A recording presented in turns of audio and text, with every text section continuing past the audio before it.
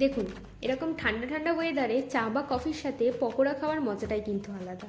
আর যারা মাশরুম খেতে ভালোবাসেন তাদের জন্য আজকের রেসিপিটা কিন্তু পুরো স্বর্গ। বাই দ্য ওয়ে, আমি আপনাদের Trisha and welcome to my channel Trisha tasty ট্রিটে। আর আজকে আমি বানাচ্ছি মাশরুম পকোড়া। তো চলুন শুরু করা যাক। প্রথমেই বোলের মধ্যে 200 গ্রাম কেটে নেওয়া মাশরুম দিচ্ছি।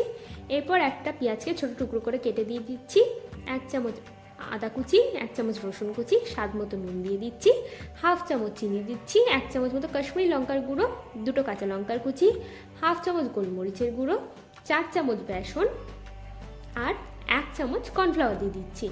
এবার এগুলোকে আমি ভালো করে প্রথমে মেখে নেব। আচ্ছা, বলে রাখি, এর মধ্যে প্রথমেই জল দিতে যাবেন না, কারণ মাশরুম থেকে কিন্তু জল ছাড়ে। এবার এর মধ্যে আমি 2 চামচ মতো সুজি দিয়ে আবার ভালো করে মেখে নেবো। দেখুন, আমার কিন্তু এক ফোঁটাও জলের প্রয়োজন হয়নি।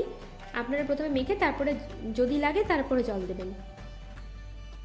দেখুন, মাখা হয়ে গেছে। এবার কড়ার মধ্যে পরিমাণ মতো তেল দিয়ে আমি পকোড়াগুলোকে এইভাবে ছেড়ে দেবো। এবার এক পিঠ ভাজা হয়ে গেলে অপর পিঠটাও আমি ভালো করে ভেজে নেবো। দেখুন, লাল লাল করে মোটামুটিভাবে ভাজা হয়ে গেছে আর আমাদের মাশরুম পকোড়াও একদম রেডি। আমার ভিডিওটি যদি আপনাদের ভালো লেগে থাকে তাহলে প্লিজ একটি লাইক করবেন, প্রচুর প্রচুর শেয়ার করবেন আর এরকম আরও ভিডিও পেতে আমার চ্যানেলটিকে সাবস্ক্রাইব করবেন। টাটা।